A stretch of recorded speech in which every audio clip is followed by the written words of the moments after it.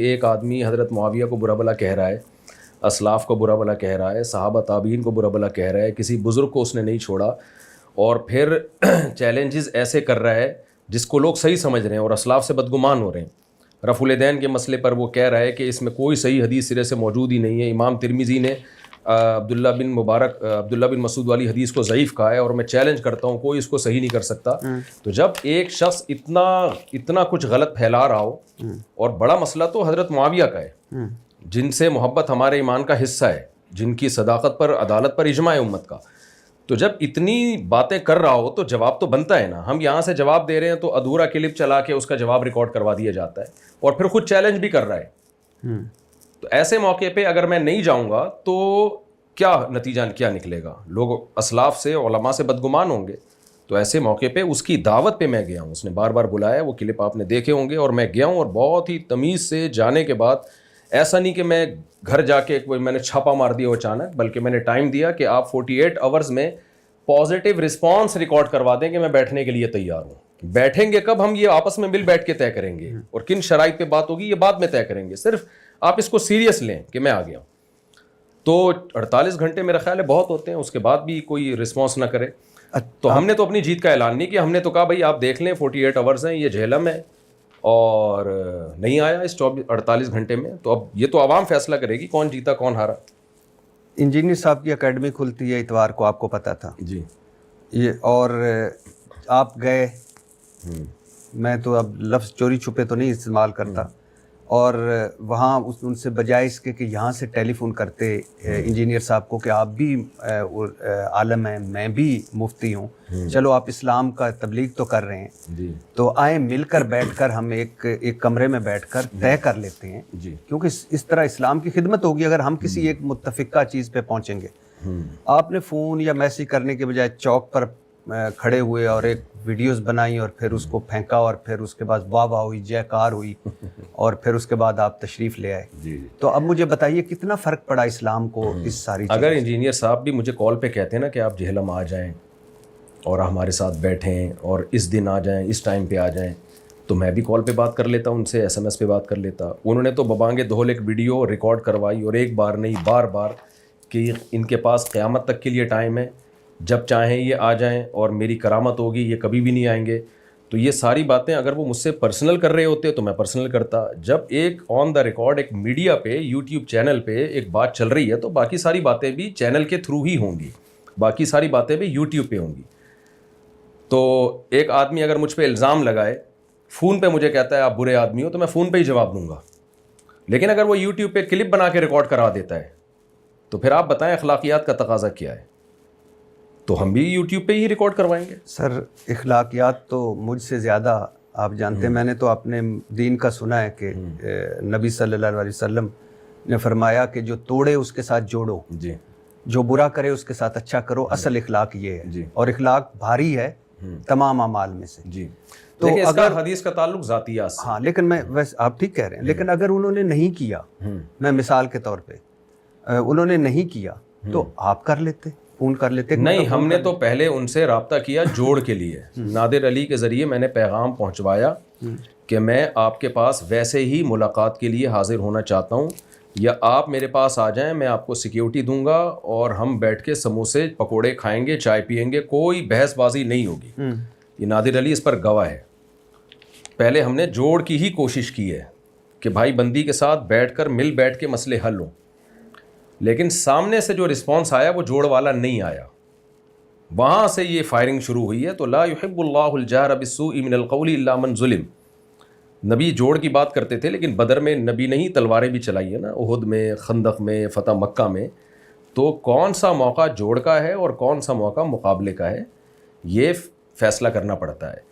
تو ایسا نہیں ہے کہ ہر ایک کو ایک ہی لاٹھی سے ہانکا جائے۔ ہم نے پہلے پوری کوشش کی انجینئر علی مرزا سے جوڑ کی، اس میں نادر علی گواہ ہے، وہ میرے پاس آیا، میں آپ دونوں کی میٹنگ کروانا چاہتا ہوں، میں نے کہا 100 دفعہ۔ اس نے کہا لیکن کسی ٹاپک پہ بات نہیں ہوگی، صرف دوستی ہوگی۔ میں نے کہا میں 100% اس کے لیے تیار ہوں۔ جب یہ تمام کوششیں محبت سے بیٹھنے کی ناکام ہو گئیں اور ادھر سے ہی فائرنگ ہوتی رہی، وہ میری ذات پہ فائرنگ ہوتی کوئی بات نہیں، وہ فائرنگ کس پر ہو رہی ہے؟ بڑے بڑے علماء، صلحاء اور صحابہ پہ فائرنگ ہو رہی ہے، اور بندہ خاموش ہی نہیں ہو رہا، اور پھر چیلنج بھی کر رہا ہے تو میرا خیال ہے پھر اس کے بعد تو اتنا تو ہوتا ہے. ہم نے کون سا جا کے وہاں کوئی میزائل داغ کے آ گئے ہیں. تو آپ کے بڑے بھی ہیں, مفتی منیب بھی ہوں گے, مفتی منیب الرحمان, مفتی تقی عثمانی صاحب بھی ہوں گے. تو جب اسلام اتنا خطرے میں تھا انجینئر صاحب کے, اب بقول آپ کے, کہ وہ اتنے حملے کر رہے تھے, تو یہ بڑے کیوں نہیں بولے؟ دیکھیں بڑے اپنے آپ کو اس کے لیول کا نہیں سمجھتے. یہ تو انجینئر صاحب نے خود اپنے آپ کو ایک بہت عظیم عالم اسلام کی شخصیت بنا کے پیش کر دیا ہے. مفتی تقی عثمانی صاحب تو بہت ہی ایک بڑے آدمی ہیں. عرب ائمہ حرمین ان کی عزت کرتے ہیں, قدر کرتے ہیں. ان کو دنیا میں بہت, پوری دنیا میں ان کی ٹریولنگ ہے. اور سعودی عرب میں جب علماء کی ایک کمیٹی تھی, درجنوں ملکوں کے علماء تھے اس میں, اس کے رئیس مفتی تقی عثمانی صاحب تھے, جس میں سعودیہ کے مفتیان کرام بھی تھے, حرم کے مفتی بھی تھے مکہ کے, ان کے بھی رئیس مفتی تقی عثمانی صاحب رہے ہیں. تو اتنے بڑے لیول کا آدمی جا کے ایک ایسے شخص کو جو کسی یعنی مدرسے سے فارغ نہیں ہے, جس کو عربی کا عبارت کا ترجمہ تک کرنا نہ آتا ہو, تو وہ تو خود اس نے بنا دیا لیول کہ میں بہت بڑا ہوں. تو مفتی تقی صاحب تھوڑی مانیں گے کہ آپ اس لیول کے ہو. اچھا, آپ اتنا ہی کر لیتے. جو وہ کہتے ہیں کہ پہلی بات تو یہ ہے کہ جب مفتی طارق مسعود کراچی سے جیلم چلا جاتا ہے, اور جاتا کس لیے کہ وہ بقول آپ کے کہ وہ اسلام کی ایک دوسری شکل پیش کر رہے ہیں جو ٹھیک نہیں ہے. تو مفتی تقی عثمانی صاحب کوئی ان کا کوئی وہ تو نہیں ہے نا, امپورٹ ایکسپورٹ کا بزنس, مذہب کے ہیں نا. تو مفتی جب اسلام خطرے میں ہو اور اپنوں سے ہو, تو کم از کم ان کو بولنا چاہیے تھا, مفتی منیب الرحمان سے بولنا چاہیے تھا. اور پھر انجینئر صاحب کو میں سن رہا تھا, وہ کہہ رہے تھے کہ لکھوا کے ہی لے آؤ بڑوں سے, اپنے کسی بڑے سے لکھوا کے لے آؤ. تو بسم اللہ. دیکھیں مفتی تقی عثمانی صاحب میڈیا پہ نہیں ہے, وہ ایک حقیقی معنوں میں علمی انہوں نے کتاب کہا تھا کہ جائیں نہیں, نہ انہوں نے مجھے روکا, نہ انہوں نے مجھے کہا جانے کا. مفتی وہ منیب سوشل الرحمان نے میڈیا, سنا ہے مفتی آپ منیب کے, الرحمان کا تو ان سے پوچھے نا, مفتی منیب الرحمان کی باتیں تو آپ مفتی منیب الرحمان سے پوچھے. لیکن سنا ہے وہ انہوں نے مائنڈ کیا تھا کہ آپ کیوں گئے اس طرح مناظرہ کرنے. کس نے مائنڈ کیا تھا؟ مفتی منیب الرحمان صاحب. میرے علم میں نہیں ہے. لیکن آپ کیوں نہیں, اتنا بڑا آپ کا چیلنج ہے کہ آپ نے اتنی اسلام کی خدمت کرنی ہے, لکھوا مفتی تقی عثمانی صاحب کے پاس جائیں. وہ کیا, یہ کون سا کسی سے مناظرے کے لیے شرط ہے؟ آپ دلیل سے بات کریں, اگر وہ صحیح ہے تو مفتی تقی صاحب لکھ کے دیں یا نہیں لکھ کے دیں. یعنی انجینئر علی مرزا کو چاہیے تھا بیٹھ جاتا, فیس ٹو فیس دلائل سے بات ہو جاتی. کیا ہم انجینئر علی مرزا کو جو لوگ سن رہے ہیں, تو کیا کسی بڑی شخصیت نے لکھ کے دیا ہے کہ ان کو سنا کرو؟ وہ کہتا ہے میں بابوں کو نہیں مانتا, دلیل سے بات کرو, قرآن و سنت سے. تو ہم بھی جا کے قرآن و سنت سے بات کرتے ہیں, اس کے پاس جواب ہوتا, وہ جواب دے دیتا کہ بھئی یہ دلیل غلط ہے.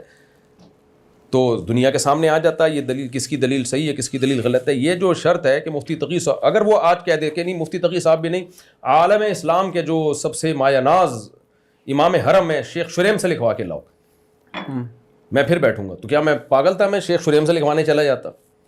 تو اگلا جو یہ مطالبے کر رہا ہے کہ مفتی تقی صاحب لکھ کے دیں گے تو میں بیٹھوں گا, اس مطالبے کی لاجک کیا ہے؟ مطلب یہ ان کا کہنا, میں نے سنا, پوچھا بھی, وہ کہتے ہیں کہ آج مفتی طارق مسعود صاحب آ جاتے ہیں, میں ان کے ساتھ بیٹھتا ہوں, کل مفتی زید آ جاتا ہے, پرسوں مفتی بکر آ جاتا ہے, تو میں مناظرہ ہی کرتا رہوں گا. ایک جو ان کا سب سے بڑا ہے وہ کہے کہ یہ ہماری طرف سے, یہ میرے آنے سے پہلے کہہ دیتا نا, مجھے تو بلا رہا تھا کہ ٹائم قیامت تک کہ آ جاؤ آ جاؤ آ جاؤ. اس وقت تو اس نے یہ نہیں کہا, اور کہہ رہی کبھی بھی نہیں آئیں گے. یہ تو آنے کے بعد کے افلاطونیاں اور بکراتیاں ہیں کہ فلاں لکھ کے دے گا فلاں اور میں یہ آپ کو لکھ کے دے دوں کہ مفتی تقی صاحب بھی لکھ کے دے دینا بالفرض, تو یہ کہے گا امام حرم سے لکھوا کے لاؤ. آپ یہ کر دیں گے ایک مفتی؟ نہیں, میں یہ کام نہیں کروں گا. مفتی تقی صاحب کا میں ٹائم فالتو چیزوں میں ویسٹ نہیں کرنا چاہتا. آپ کے پاس اتنا ٹائم ہے کہ ویسٹ ہو جائے؟ کیا مطلب کہ آپ, بھائی مفتی تقی صاحب بہت بڑے آدمی ہیں. ایک چیز ایک آدمی کے لیے ٹائم ویسٹنگ نہیں ہوتی, دوسرے کے لیے وہ ٹائم ویسٹنگ ہوتی ہے. ہر شخص کا ایک لیول ہوتا ہے نا. ایک آدمی جو سرجن ہے, جو بڑے بڑے آپریشن کرتا ہے, آپ اس کو نزلہ زکام کی آپ دوا لے رہے ہو تو یہ اس کے لیے ٹائم ویسٹنگ ہے. لیکن ایک جنرل فزیشین سے آپ پیناڈول لیتے ہو, اس کے لیے ٹائم ویسٹنگ نہیں ہے اس کے لیے. آپ بھی ویسے اعلیٰ اخلاق کا آپ نے بھی دکھائے, جیلم والی سرکار, شف والی سرکار سے بڑی سرکار. جی. لیکن انجینئر محمد علی مرزا کہتے ہیں کہ مولانا طارق مسعود دیوبندیوں کے فرنٹ مین ہیں, دیوبندیوں کے گول کیپر ہیں, شیطان کے ہتھے چڑھ گئے ہیں, غلط عقیدے والے انسان ہیں, اور مرنے کے بعد اللہ کے پاس نہیں اپنے بزرگان کے پاس جانے والے انسان ہیں. اور یہ وہ جنہوں نے اپنے نہیں بلکہ لوگوں کے بھی عقیدے خراب کر دیے. اچھا, یعنی ہم اللہ کے بجائے اپنے بزرگوں کے پاس جائیں گے تو بزرگ کہاں جائیں گے؟ یعنی وہ کوئی اور ڈفرینٹ جگہ ہوگی شاید. وہ بھی تو جنت میں کون جائے گا انجینئر سے؟ بس یہ مجھے ایک لسٹ لکھوا لیں, کوئی 4-6 آدمی بتا دے جو جنت میں جائیں گے. اگر آپ اجازت دیں تو میں ایک چٹکلا سنا دوں تھوڑا سا. سنا دیں, ظاہر ہے آپ نے کافی ٹائم ہو گیا سنجیدہ.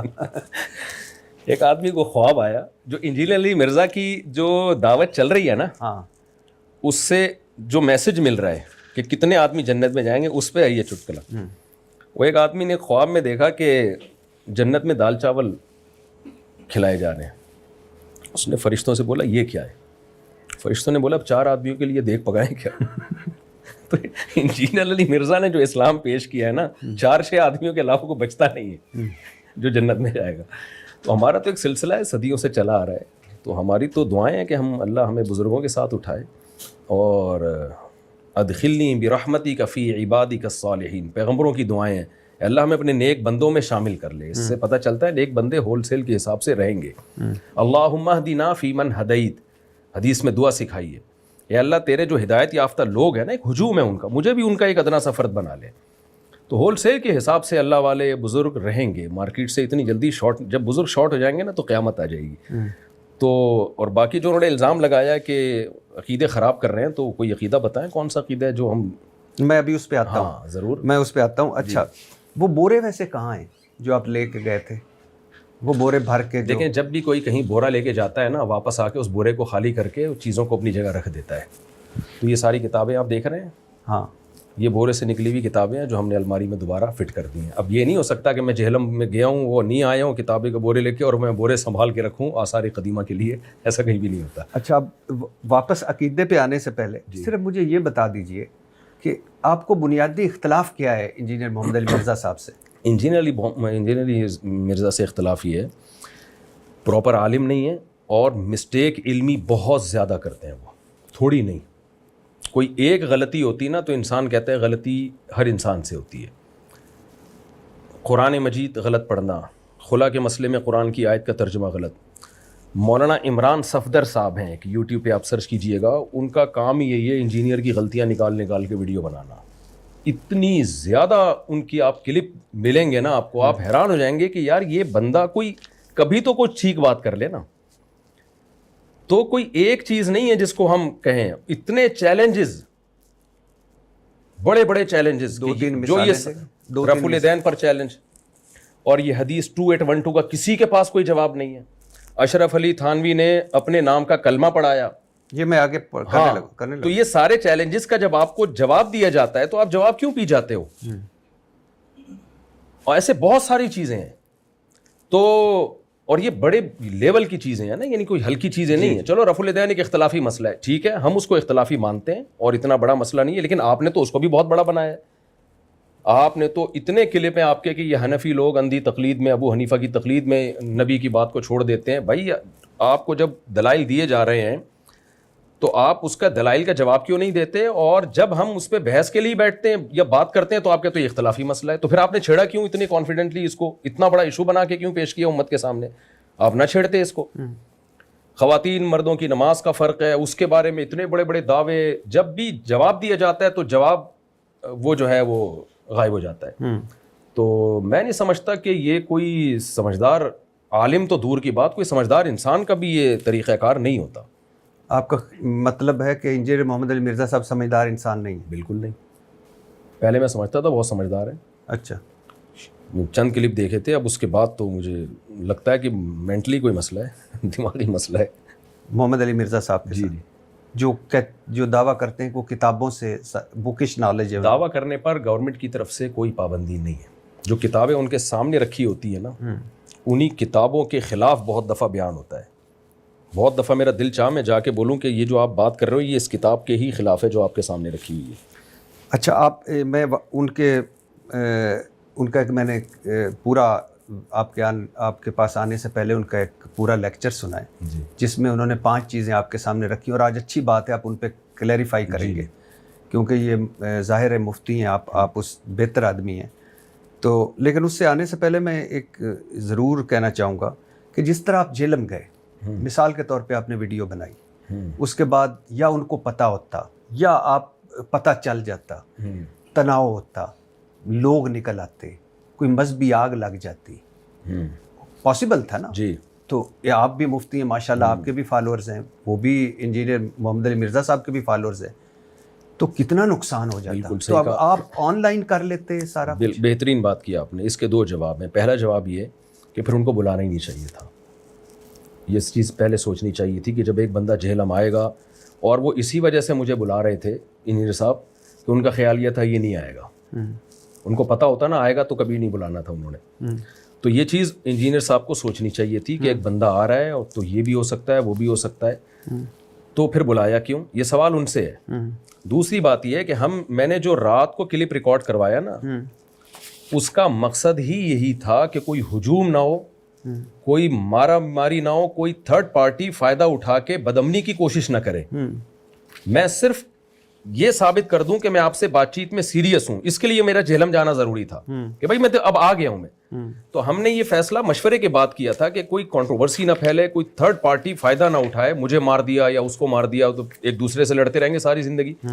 تو ہم یوٹیوب پہ ایک نمبر دے دیتے ہیں, اس نمبر پہ انجینئر صاحب رابطہ کریں اور ہم طے کر لیتے ہیں فلاں جگہ ہم بیٹھیں گے اور یہ ہم بات چیت طے کریں گے کہ کس دن ہماری ڈیبیٹ ہوگی, لوکیشن کیا ہوگی, کن ٹاپکس پہ بات ہوگی اور کتنی دیر کون کون بات کرے گا. تو اس سے زیادہ میرا خیال ہے کوئی سوٹیبل طریقہ ہو نہیں سکتا شرافت کے ساتھ بات کرنے کا.